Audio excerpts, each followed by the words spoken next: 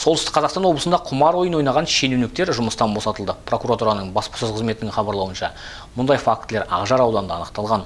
Аудандық құрылыс және сәулет бөлімінің бас маманы букмекерлік кеңседе жүйелі негізде бәстігіп келген. Осындай заң бұзушылықтарға Ұялы ауылдық округінің әкім аппаратының және Ақжар ауданы білім бөлімінің бас мамандары жол берген.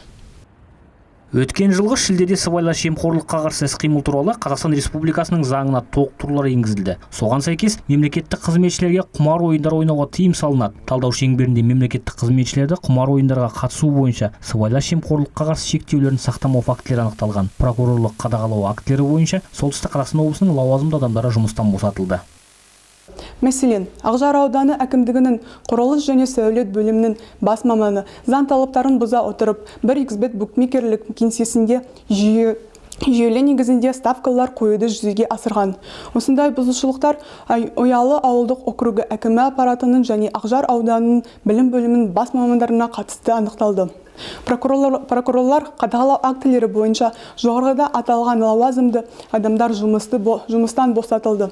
Барлық мемлекеттік қызметшілерге сыбайлас жемқорлыққа қарсы шектеулердің сақталуына қатаң көрсетілді. Қазіргі уақытта талдау жалғасуда. Құмар ойындарға қатысуы бойынша ұқсас бұзушылықтар анықталды.